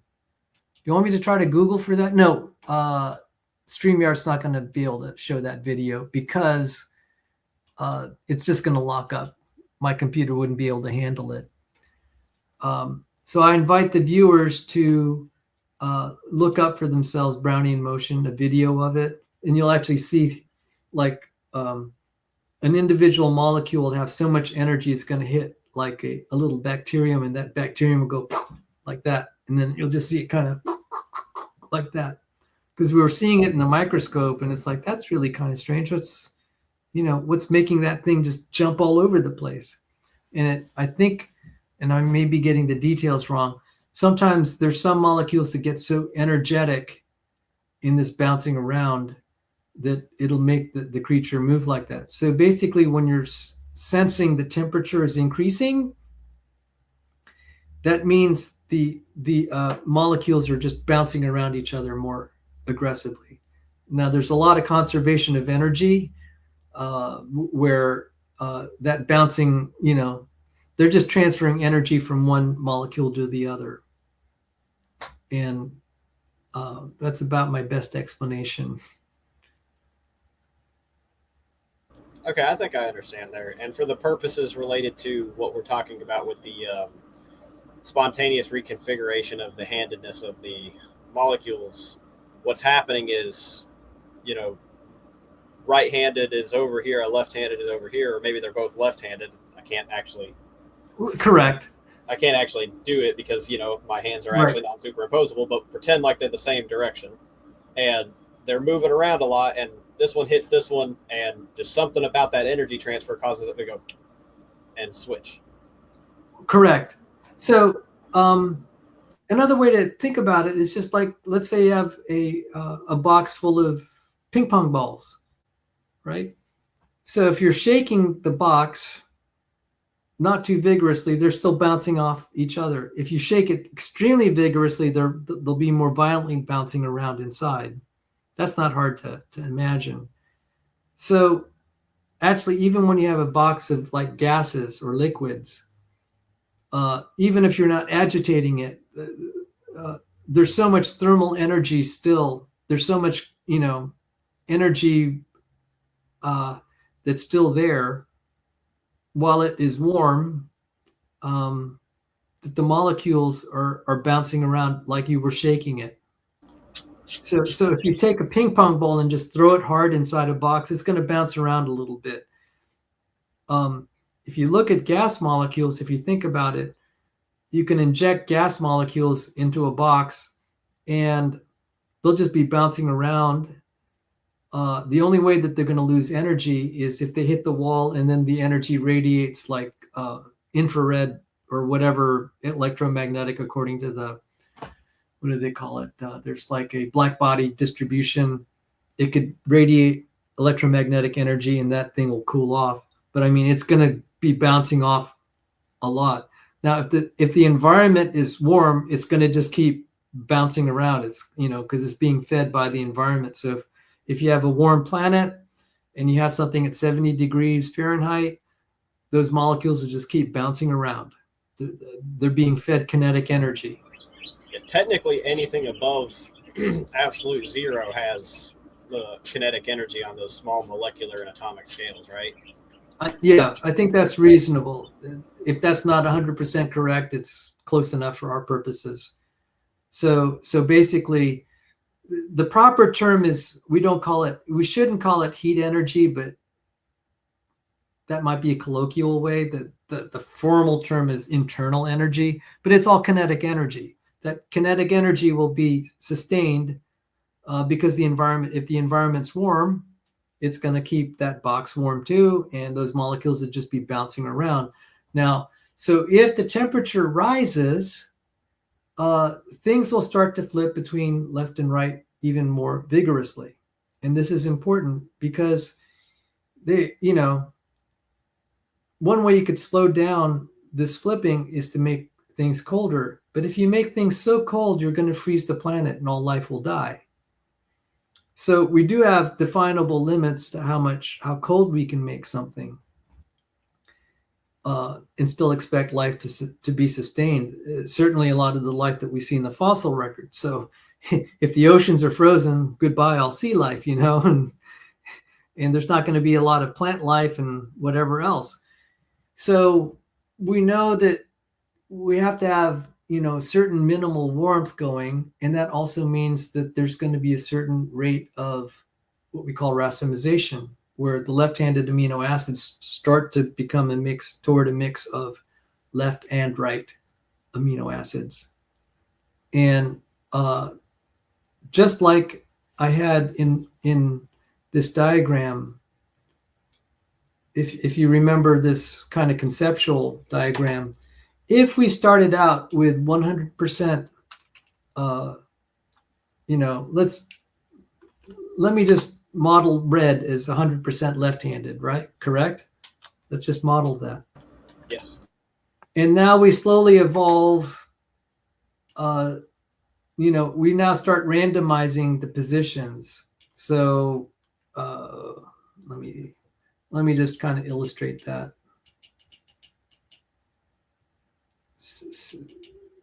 So I'm going to slowly just start randomizing it. So I first started out with 100%. Now I'm going to go to 99%, right? 98, 97%. I'm going to jump a little bit. How about 95, 0.95, 0.9, 0.85, 0.8, 0.7, 0.6, 0.5. And once it's at 0.5, it's never going to go back. It's never going to go back. It's going to be that, we call that a racemic mix. As an aside, do you have any questions? Just for clarity of the audience, like that illustration right there was meant to illustrate how a 100% homochiral or near 100% homochiral state of molecules will racemize after the death of an organism, because it's no longer maintaining that homochiral state. Exactly. So what has happened is we have found in the fossil record, so there are clocks. So you can, there are a number of ways you can either accelerate or slow this down, like changing pH, changing the temperature, changing presence of other chemicals, etc. But if we assume we have gotten the optimal temperature, the optimal pH, the optimal conditions, you're still going to get racemization. And if you assume that everything was just as good as it could possibly be, what's the outer limit for some of these? Like alanine is an amino acid. Okay, alanine's a popular one. Let me see if I could find the alanine. Maybe I can't. If I can't. Okay, so the listing here, there's alanine. Hang on. Here's alanine right here. So this amino acid's been used as a clock. But if we optimize all the conditions, this alanine is going to start to, I'm sorry, this is alanine. Ooh, mistake. This alanine will start to racemize. And even if we have all the optimal clocks, it's never going to be all left, it should racemize very quickly. It should be racemic by after like 100 million years easily. So if we find these creatures that are 500 million years old and they have some trace of left-handed, that's not good. What we do find is across the fossil layers, they tend to be about the same amount of racemization. They're not fully racemized. I mean, over 1,000 years, you're going to start to get, you'll have still, you're not going to be 50% one or the other. You're going to have, like, say, I'm going to pull out a figure here, like say 60, 70% left-handed.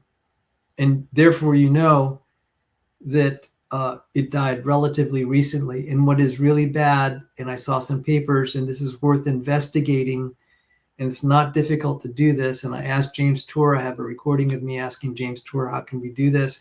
Can we take fossil samples from other layers? And if they seem to indicate the amino acid state is about the same across layers, this would be really bad for for claiming the fossil record's old. It would be devastating. And we're seeing it. There are other chemical dates. We have like oxidation states and the existence of alpha peptide bonds. And I'm sure chemists could come up with a bazillion other ideas of clocks. And if we see them invariant, if we see the dating kind of relatively invariant across, like, say, a recent layer, versus like the Cambrian, this is going to be devastating. So the real power of, I mean, the argument's powerful even if you do just take one organism from one layer and see that it hasn't fully racemized, because it's just like, okay, this layer was supposed to be 60 million years old and it's still got a great deal of homochirality, and it hasn't racemized that much. That's still powerful on its own. But where a lot of the knockdown power comes from is if you take an organism from a really high layer and then an organism from like, the Precambrian or something like that, and they have about the same state of racemization, that's a big problem. Yes. And actually, that's where Dr. James Carter and we did a show in 2020, maybe 2021, just before my mother passed away and went home to be with the Lord. God rest her soul. Sorry, I just remember that because it was such a traumatic time. But during that time, we explored that, and that was exactly our findings, because I was seeing across the fossil layer, they had all the same amount of amino acids in the left-handed state. And I said, you basically could have gotten a random number generator and assigned dates to these things because they all indicated the same date. And I said, so this is totally meaningless. And I was telling Dr. Carter, we need to, what do we have to do to carry out these experiments? I don't think it's going to be that expensive, which leads to just some interesting things I wanted to show. But before I show it, if you had any other questions, I actually think I answered, we went way deeper than I expected, but I hope that was helpful. And go ahead. I was going to say, I'm pretty good to go on it. What's the next step? Okay, so I'm going to just show a little bonus here. Let's see, optical physics, optical chemistry. How do we determine the racemization state of a mixture? So let me see, optical activity. All right, so how we determine the racemization state of a mixture. What we can do is we can create, and this is from Chemistry Libre Text Chemistry, and there was something, it's in the section on organic chemistry and specifically optical activity. You all can Google this and try to find it. If we put I think in here, where in this section here, if we put amino acids here, if we have a light source and we put it through a polarizing lens, the light coming out of here will be polarized up or down. When it flows through amino acids that are homochiral, it will rotate. It won't be up or down. It will rotate it one way or the other. And they said in one case it'll rotate clockwise. So let me see. Chemists use polarimeters to investigate the influence of compounds in the sample cell on the plane polarized light. Samples composed of only achiral molecules have no effect on the polarized beam. However, if a single enantiomer is examined, all sample molecules being right-handed or all being left-handed, the plane polarization is rotated either clockwise, positive, or counterclockwise, negative direction. And the analyzer must be turned an appropriate angle alpha if the full light intensity is to reach the detector. In the above illustration, the sample has rotated the polarization clockwise by 90 degrees, and the analyzer has been turned this amount to permit maximum light transmission. I'm sorry they're going into so much of the chemical details because they're trying to teach chemists how to use the lab equipment. That's more information that we need for our purposes, but I'm just reading through this. This is ad lib. The observed rotations of enantiomers in opposite direction. One enantiomer will rotate polarized light in the clockwise direction, termed dextro-rotatory or plus, and is the mirror image in a counterclockwise manner termed levo-rotatory. So dextro is D-amino acid, which is right-handed. Levo is left-handed, levo-rotatory.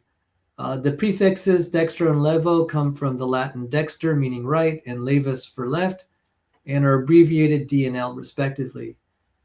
If the quantities of each enantiomer are examined using the sample cell, then the magnitude of the rotations will be the same. Okay, I'm sorry, I gave you more information than you needed, but I did want to show that just emphasizing again, this is not an artifact of our imagination, that this is a special state of matter. Most of the time, like 99% of the time, 99.99999% of the time, if you just left the amino acids to just be whatever they're going to be over a bazillion years, you're not going to force this rotation. This is a very special state of matter where the polarized light will be aligned. We can actually detect it. It's such a special state. And the reason I'm pointing this out, this is also how we can show that certain proteins are also in a very special state. Random chance will not give them these special, almost magical qualities. They are so rare. And this is how we can also make arguments that this isn't a Texas Sharpshooter fallacy, that we're seeing something that is really improbable from happening. That ordinary molecules will not exhibit these just extraordinarily rare behaviors that are astronomically improbable. So that's why I did show it. That's in anticipation of something further down the road. Maybe it's been overshadowed by what I just told you about the chemical dates across the fossil layers and preliminary findings. Now I'll tell you what happened, how we found this out. We were reading through papers by secular scientists trying to figure out cheaper ways to date fossils, because carbon dating is expensive and anything with radiometric. They started to try to do chemical dates. And so what they did is they were testing the amino acid racemization across layers. And they said, well, they're all about the same. So something is wrong with the dating method. And they abandoned the project. And the creationists picked up on it and did nothing. I was upset. I said, look, you're spending all this time on radiometric dating. You could have relatively cheap analyses here. And I've been pushing, there's kind of a project on the back burner, and there's been some talk behind the scenes to say, okay, how much money can we throw at this? We don't have the budgets that were financed by the federal government, to even set up a lab team of 3 people working for 2 or 3 years on this. Yet we'll waste bazillions of dollars on financing evolutionary biologists and huge staffs throughout the nation with taxpayer money, and they're not spending anything on this. It's like, this would be so interesting, and we could find it. I don't think it's going to be that hard or that expensive. I specifically asked James Tour, I said, let's say we got a sample of a fossil. I said, how expensive would it be? And he gave that answer. He said, I'll just give you a ballpark guess. If they're charging you more than $150 to process the sample, then you're going to the wrong vendor. So the trick is being able to just gather the fossil and prepare it to ship off to a vendor who's going to test it. He'll use an apparatus. Most likely, it would be something along this line. It's going to be cheap. And this is how close we are. I'm just like, oh man, we need to do this. So I guess I sort of answered what your goal was. There's not much more except more technical details like this if we went further. So maybe we actually don't have to do 2 shows on this. I mean, maybe at some point we could do like a 20-minute recording of like just the technical details that we left out here, just for people's posterity if they wanted to see it. Yeah. Do you have any thoughts on on reflecting on what we talked about, I think I do. Go ahead and reflect, and then I'll share something I wanted to talk about. I was just going to say that it makes sense that the evolutionists would abandon it because, well, one, it's not serving their purposes. It's kind of astonishing that the creationists would abandon it, though, because it's like, hey, here's something that the evolutionists dug up that proves our point, and you're not touching it. Why not? One thing I'm anticipating is I'm anticipating more coin flip denial from the evolutionists when this starts to become more prominent. Because what are they going to say? Like, we're going to say that, hey, this, down here, the Precambrian, these organisms have about the same racemization as, the Mesozoic or whatever, maybe a slight difference, but not enough to account for the deep eons of time you claim is between them. Mm-hmm. And at that point, I anticipate they'll say, well, there's ways to slow it down, just like you said. And that's going to have to break into an argument of, okay, here's your optimal conditions. Here's the math behind those optimal conditions that would allow life to persist on Earth continuously. And this is your widest range you can get, and it does not fit in that wide range. Exactly. I mean, it no longer surprises me the sort of misdirection that can be thrown. So now this is what has happened is what I was describing, and I was fumbling through. I said, to be more effective, I decided I'm going to study physical and organic chemistry just so I could master this a little better and also, make a more compelling case. I kind of know the chemical physics of it and the entropy stuff. We don't have to go there, but I'm actually working with an emeritus professor of thermodynamics to talk about the entropy of racemization. This is known. This has been published in the 70s, that the entropy of racemization is the one time you actually can use a second law of thermodynamic idea, which I discourage, but there are some exceptions in the argument against the spontaneous formation of life. Usually the arguments the creationists put forward are terrible when they use the second law, but this is the one exception. There are a few other ones. One of them is racemization entropy, and the other is mixing entropy, and we can go into those areas. I've been able to frame it in terms of statistical mechanics, but I don't have a lot of the chemistry background. Like I was fumbling with the R groups and the carboxyl groups and the amino groups. I want to have more command of that, so at least if I'm talking to chemistry students, I don't look like, I look like I actually have studied this, which I haven't at this point. So part of my studies that I'm anticipating this year, I'll start studying physical and organic chemistry. And then I don't know if I can get classes in chemical physics where I'd actually start working with the Schrodinger equations. And so not for a popular crowd, but if I'm talking to a sophisticated crowd, sophisticated meaning they're professors themselves. And when I've talked at the Discovery Institute, there'll be professors and department heads and deans. Now, these are private meetings because a lot of them are still in like secular schools or, and they're young researchers. But I do talk to people of that level. And, I talk to them partly because I'm soliciting their help too. So it's not like, not like I'm trying to persuade anyone. It's more cooperative when I make presentations, and I'll say, look, this is an area, this is what I'm claiming. If I'm making a mistake here, I'm actually soliciting feedback. And so that's what happens in some of these private meetings. But I'd like to be able to speak a lot more authoritatively of the chemical details in terms of Schrodinger's equations and all the geometry. And I could say, this is what's happening. This is the quantum phenomenon. There's actually, before I forget, when I was saying they're bouncing around, there's also quantum phenomenon that's enabling it to flip spontaneously. We're only finding that out recently. And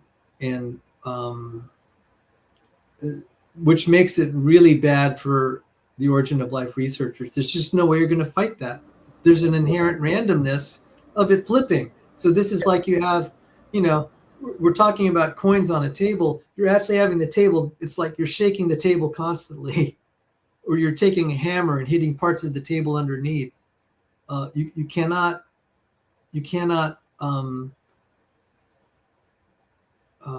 Resistance is futile, as they say in the Borg in Star Trek. You cannot fight the laws of physics. So you're about to say something, Anthony. I was going to say that's going to pretty much exactly what you just said. You were just beating me to it, and I wasn't going to interrupt it because you say it better than I can anyway. What is the quantum phenomenon that has to do with it? Do you have like any knowledge on that you could share with me? Because I'm just curious at that point, just like any details of that. It would take me some digging to find that paper, and it would be worth it to put it out there. So some physicists, we have never okay, so this is one thing I just wanted to mention. If for nothing else that we don't understand the mechanism, we can say, okay, experimentally, we know this happens. If we can't explain it in terms of Schrodinger's equations is one of the 5 pillars of physics. And I showed the list of equations. Quantum mechanics is very foundational to understanding we kind of know that it would explain all sorts of chemical phenomenon, but sometimes to actually work through the equations, it's so difficult. It's just better to just put stuff in a beaker and watch what happens than to predict what's going to actually come out. So this isn't something that we've got like a mathematical hypothetical model of. This is something we've watched experimentally occur. Which is what really counts. You can throw all the theory you want, but does it agree with observations? And so if our observations are showing our theory is not quite there, then it's like, what's going to take priority? Our observations. So I can say we are on very good ground that physical chemistry is driving a left-handed amino acid, a mix of 100% left-handed. It's going to drive it to a 50% mix over time. We may have some issues of how long it's going to specifically take, under what conditions. Experimentally, we know using something called the Arrhenius equation that even if we optimize for all the parameters of like the pH and presence of other chemicals, whether it's bound inside a polymer, et cetera,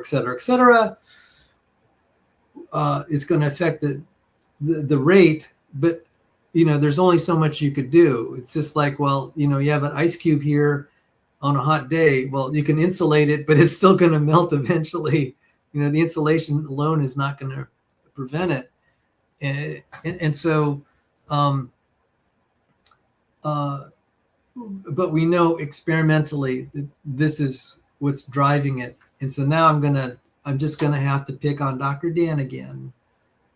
And I'm sorry, my old friend. So he said the word selection does not appear in this post. And I could have said, look, it doesn't belong there. We're talking chemistry and physics. Where does Darwinism appear in chemistry and physics? I can guarantee you that the idea of making something spontaneously that's racemic to spontaneously become left-handed, Darwinism, the evolutionary mechanisms do not operate in the origin of life scenarios there. This is fantasy. This is delusion. And this is desperation on his part, trying to say, selection is going to make this happen. And what some people have said is like, oh, well, life didn't start out, it started out racemic, and we were able to make all these proteins. One, that's pure speculation. You have no experimental evidence, and you don't have a lot of physics to suggest that that's even feasible. And we can go on that another day. But this is what is kind of troubling, is they'll just pretend like that this mechanism will actually work in Origin of Life. But that's just an off the cuff comment. Did they actually go through the physical problems of what would happen? How life could arise in a racemic environment? I've looked at NASA papers on this. They said that's unreasonable. It has to be homochiral. Yeah, I've heard from Tour, I think it was, who said it. At least I heard it from him first. That the homochiral nature of all of our amino acids exists there. I'm sure it has more function than this, but a major driver is so the cell doesn't burn up with its energies. Okay, so that was chiral-induced spin selectivity. Yeah. But there is something even more basic, and then we can cover this. But see, this is what gets me.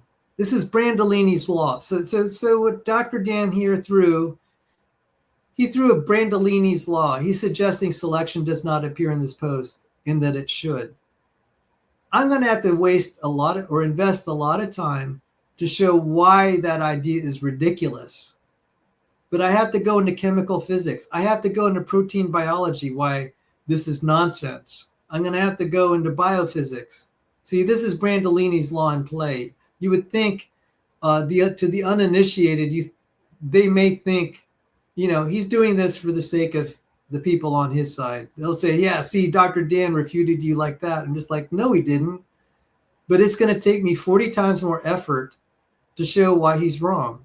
And look, we've already talked about this a little bit, just like I had to explain, how I had to do a little bit of physics in chemistry to show how something goes from right to left-handed. But for me to explain why it should either be all left or all right, that's going to be considerably hard, because then I have to go into protein secondary structure, alpha helices and beta strands, and then I'll make my point. And it's like, okay, and what typically happens in discussions like this is I'm going to have to post a huge thing, and then they'll just say you didn't prove your point. And it's like, what do you expect? How am I going to put in one paragraph something that should take half a book? Because most of you, these bimbos out there that are reading this, they don't understand. I'm so far above them in understanding of biophysics that I have to spend, like 40 hours spoon feeding them to understand basics. I mean, if these guys can't even understand, like Nick Matzke, why 500 fair coins shouldn't naturally become 100% heads through a random process, what hope can I have that they'll even understand, be willing to try to comprehend some basics about physics and chemistry that are relevant. At a very quick point, you're casting pearls before swine. Swine, yeah, that's exactly it. The only reason I even continue to participate in those forums is batting practice, just so I could see what sort of garbage will be thrown at me. And this is an example of what will be thrown at me. I'm just going to read it again, guys. And for you guys who know a little bit about physical chemistry, and just like what James Stewart often say, he said, are there any synthetic organic chemists out there? You could tell me if what I'm saying is wrong, and I'm going to just say the same thing. Are there any physical chemists out there? Any physical chemists out there? You can participate in the comment section. Any physical chemists out there? Any chemical physicists out there? Any synthetic organic chemists out there? I want you to weigh in on what Dr. Dan said about natural selection operating in prebiotic chemistry. So you tell me why you would expect, if you're a physical organic chemist or synthetic organic chemist, why why Dr. Dan has a point. Explain to me where he says the word selection does not appear in this post. If I have 500 coins and flip all of them, leave any that land heads and flip again on any on tails, pretty soon I'm going to have 500 coins facing heads. And clearly I was talking about left-handed, taking a racemic mix and making them all left-handed. I want any of the organic, synthetic chemists out there to tell me how that's going to happen, how it's going to follow a selectionist Darwinian scenario. Seriously. See, I'm getting a little bit exercise because someone could just, basically try to flip me off by saying stuff like that that's unjustified by anything we know about physics. And Well, it's like look halfway credible. the audacity of it. Like he didn't have any integrity with with his claim, because obviously with the simplified example of the coins, a human being can take down or otherwise hold down the coins that land on heads and then flip the other ones or whatever. They can do that. And it's like, what's your, that's the mechanism that would be in play for that. What's your mechanism for the molecular world that doesn't have a human mind that cares about it? What's your mechanism for that? Where's your driver on that? Where's your selective filter? What's it coming from? He didn't offer anything on that because he doesn't have anything on that. He just played with the simpler example. Yeah, and okay, so what does he says? Look, now he waves an accusing finger. If you're unwilling to grapple with that, you aren't engaging evolution, just some pale straw man where randomness is the beginning and end of the process. I'm like, okay, so my beef with that is, how can you argue that there's a selective force based on physics and chemistry? You are importing the delusion that doesn't even work well in evolution, which we've shown by Ney, we've shown by Lynch, we've shown by so many levels. And he accused me of quote mining that. And I'm just like, look, dude, Darwinism had it backward. This is so obvious experimentally. Oh, I'm gonna just poke at him a little bit more here. I'm sorry. He's a nice guy. He has been kind to me, but I got to call him out on this. He's saying I'm not engaging evolution. He called this a straw man. What I just put there is chemical physics. That's not a straw man. That's physics, dude. That's physics. Evolution is not applicable to this because it doesn't agree with the physics. So it's not a straw man. If anything is a straw man or anything like it, it's that evolution's a straw man of physical chemistry. Sorry, I get a little bit hot under the collar here, when I see, because I deal with this, and he's one of the better guys. I deal with a lot worse guys. So now I'm going to pick on Dr. Dan. I'm going to pick on him and talk about selection. So I'm going to bring up a diagram. I'm going to bring up something. I'm going to give an AI search even. If you have something to say in response while I cool off here. I'm still just interested on whatever his, if you're gonna prod at the macro example and say, oh, selection could solve that, it's like, okay, well, you got to also offer something on the deeper example. Like, I would just be interested to hear what he thinks a selective force for left-handed amino acids could be. Like what's causing that selection down in the chemical world? Like, he obviously doesn't know. That's why he didn't offer anything. I'll tell you what happens in the evolution world. They'll say, well, it selects for it because life wouldn't exist with it, so therefore it's going to select. I'm just like, dude, if you are an intelligent person or entity, like an intelligent designer, you would say, oh, I would select for it because it would help for life. So if it is a little bit like headed toward life, sure, I just pick that molecule that's left-handed. And actually, the way sometimes we might be able to make homochiral mixes. See, it's very hard to get like right-handed amino acids because there's so many that are left-handed and right. So what do you do if you want to get right-handed?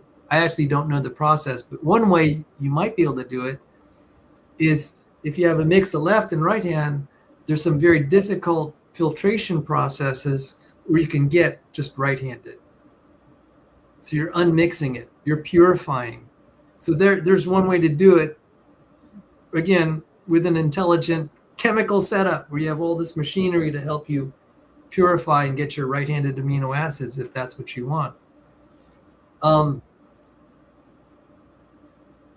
And there has been the thought that natural, brain dead, stupid Darwinian process. I don't like calling it natural selection. Brain dead, stupid Darwinian processes will act like an intelligent designer and have foresight to pick something that will lead toward a function.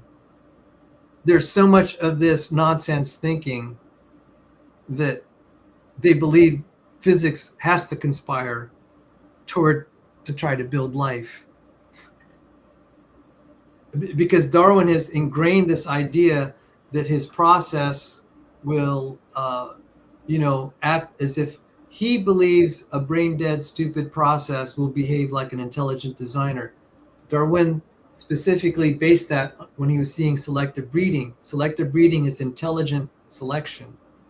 But that's not what happens out in the biological world. It's a stupid, brain-dead Darwinian process. And I'm going to show one example that Dr. Dan showed as natural selection. I'm going to show that about elephant tusks.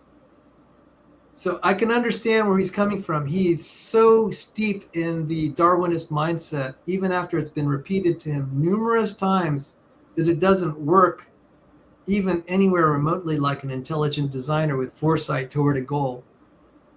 It's still stuck in his mind. So, go ahead, Anthony. Oh, I was cracking my fingers, but you explained that there are complicated processes to separate them out, complicated filtration systems. It's like, okay, I know we didn't go into detail of those, but I know that they're not simple or easy, and I know that they're going to be complex in and of themselves. So, two things to that: one, you're pushing the question back on another thing, which is that, okay, why would the brain dead chemical going-ons of the molecular and atomic world push themselves into that configuration, Exactly. as opposed to anything else? So that's the first problem. If it's not something simple that can occur, that sits in the middle of the binomial distribution of whatever soup you have, if it's not something that's simple of that would occur like that, then you're just pushing the question back a step. It's the same question.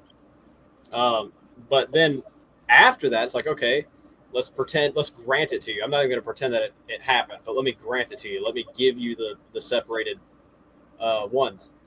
You now have to deal with the racemization issue. What's going to stop that? Exactly. Oh, and I'm going to have to rub this in. I'm sorry to my old friend here.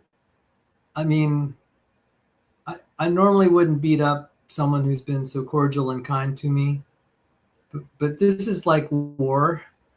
So Solomon said, there's a time for peace and a time for war. And I'm like, yeah, there was a time for peace between me and Dr. Dan. Now it's a time for war. And it's kind of sad because I like the guy.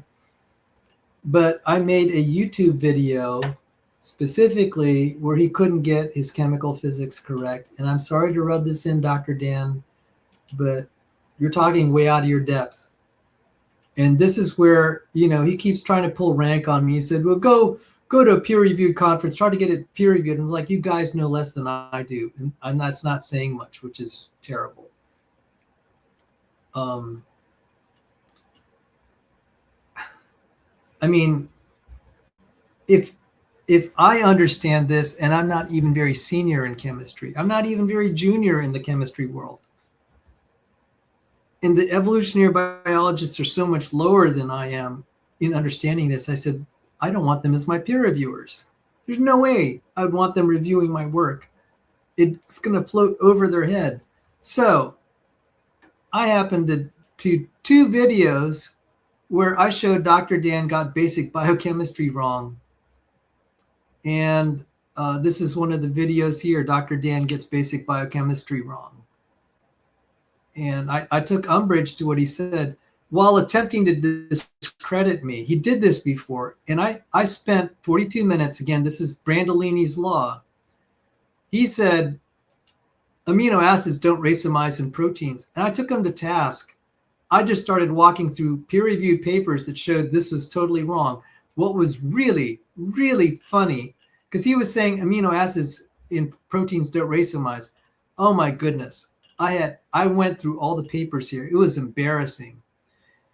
And just like with Nick Matzke, he would never retract. When I confronted him, I said, "Are you going to fix that?" And he dodged. He couldn't say I was wrong, Sal. He could have said, "Sal, I was wrong. You're right. I made a mistake." That would have been the end of it. He just dodged. So I just kept pushing it.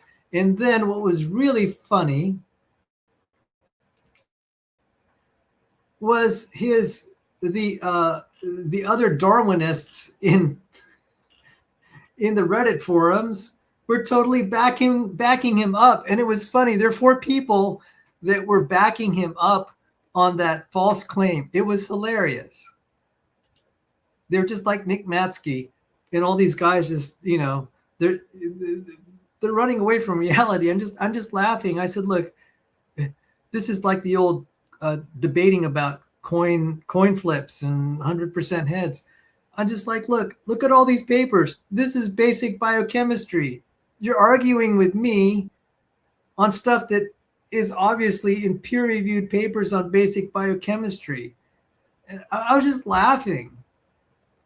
And this had to deal with racemization because Dr. Dan heard me talking about the dating and he had to try to contest me. I'm just like, dude, you're going to lose these arguments, dude. It's going to be humiliating because we're just talking basic biochemistry. I wasn't even claiming, there was one point I wasn't even claiming about the ancient, the young fossil record. I was just talking the basics biochemistry, but he had to oppose me on something. I'm like, dude, you're going to lose. It's going to look bad on you. And so I'm just pointing to, guys, if you want to see me refute Dr. Dan on basic biochemistry, I'll put him in his place. It's right here. It was 2 months ago. Just Google Dr. Dan Cardinal gets basic biochemistry wrong while trying to discredit Salvador Cordova. This is the counteracting. Yeah, this is humiliating. So, I'm sorry. This is what I have to deal with, I'm just telling the creationists there, just expect this is what you're going to have to fight, So if you had something, then I'm going to go to elephant tusk and natural selection. I'm just going to have to ding him some more here. Go ahead, Anthony. I don't really have a lot to add to that. I mean, we pretty much thoroughly gone over his mistake there.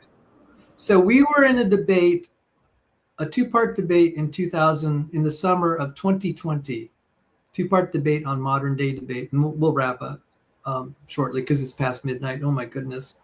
And he's giving examples of how natural selection naturally works. And he gave the illustration of like, hey, look, see, natural selection works this way. The environment changes. They're predators like humans who are after elephant tusks. And he said, as there were more and more, these guys trying to kill elephants to get the ivory, the way the elephants adapted was there was this mutation that kept them from developing tusks. And so now, see, that's how fitness improved. They lost their tusks.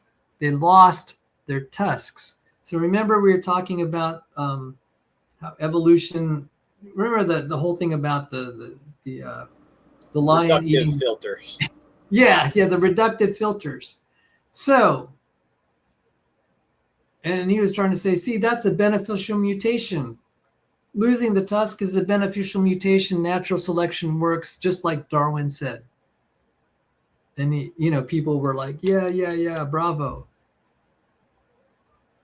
Fast forward to 6 years later, now that I've had time to think about this, and now that I've reviewed more tremendous evidence that brain dead, stupid Darwinian processes actually cause losses of versatility and capabilities. So let's look what an elephant tusk does. So I just Googled this, Google AI. So let's read this. I asked, what is the purpose of elephant tusks? AI said elephant tusks, which are actually elongated, continually growing incisor teeth, serve as vital tools for survival. They are primarily used for digging for water and minerals, stripping bark from trees for food, moving branches, and defending against predators or rivals. Additionally, tusks are essential for fighting and in males displaying strength for mating. So key purposes for elephant tusks. Tusks are used to strip bark from trees, dig for roots, and break branches to access food. Elephants use their tusks to dig holes in dry riverbeds to find water and to extract minerals, salt from the ground. Tusks serve as weapons to protect the herd from predators and are used by males during fights for dominance. They guard the sensitive trunk, which is essential for breathing, eating, and drinking, so that's protection for the trunk. Manipulation of objects. Tusks are used to move heavy trees and branches, with some trained elephants using them to lift logs. Their sexual display. Large, well-maintained tusks help male elephant bulls display their genetic fitness and strength to attract females. Handedness. Like humans, elephants often favor one tusk over the other, resulting in a more worn-down master tusk from frequent use. While both male and female African elephants have tusks, they are generally larger in males. In contrast, only male Asian elephants typically have large, visible tusks. So, what do you think about that adaptation that Dr. Dan in the debate was advertising? Look at evolution in action. It really happens. They're beneficial mutations all the time. Because he was trying to argue that, Dr. Sanford had his view about beneficial mutations being rare. And he's saying, oh, no, look, we have plenty of examples in nature of beneficial mutations. That's just the issue of the standard evolution equivocation stuff. Because when we're asking, does natural selection work? We're asking, does it work in building an organism? We're asking, does it work in building complexity? When you then turn around and say, oh, well, this adaptation, which took away a function or reduced a function or made something less functional, helped this organism survive, and that's why natural selection works. It's like, that does not answer that question. That does not solve the problem that you are presented with, that you are claiming to solve with natural selection. That is an example of the clock winding down, not winding up. Winding up. And you could see, look at all the capabilities that elephant lost because it had this quote unquote adaptation from brain dead, stupid Darwinian processes. The result was a brain dead, stupid result because those are useful features. And I mean, it's kind of sad that they're being eliminated, but this is showing that the struggle for existence can just lead to plain old extinction. And in the desperate struggle for survival, it's actually losing complexity, which is the exact opposite of what Darwin claimed. And then so now I'm just going to have to rub this in. So it's like, is that the brain dead, stupid process you're saying I'm unwilling to grapple with? I'm like, no, I'll grapple with it. And I have. And I've shown it's ridiculous. It doesn't work as advertised. And it certainly doesn't agree with physics in the context I was using in The Origin of Life. And we were talking about The Origin of Life, which even you, or at least your colleagues, would say has nothing, is really separate from evolutionary theory. So, I mean, on so many levels, he was wrong. I'm sorry to have to beat up on him, but, we're at war now. And this sort of behavior happens when you're just desperate to keep winning points and you just keep throwing yourself up against the wall only to get shot down. Because of late, over the last 3 months, I've been totally shooting them down. Everything he's been claiming has been falsified. As I found more and more literature, it just keeps coming out. And I'm just finding this treasure trove of stuff that's showing Darwinism is totally backward from what is claimed. And it's like, well, what else do you have as a recourse to explain the complexity of life? You have nothing. So I hope you've had fun. I have. I've had a great time. I've had a great, and I liked going over it with this. I was itching to go over it since you mentioned it in the last video. Well, I think we probably covered the 2 or 3 shows in one. We've been going now for, let me see, 2 hours and 19 minutes. So maybe we'll wind this down. If you have any closing thoughts, otherwise we'll just say till later. I think everything's been pretty much said. So I think this is a good time to close it out. Sounds good. Thank you all who joined us this evening via our recording this evening. And God willing, till we meet again, glory and honor to our Lord and Savior. Thank you for joining us. And Anthony, I'll meet you backstage. God bless you all. Take care.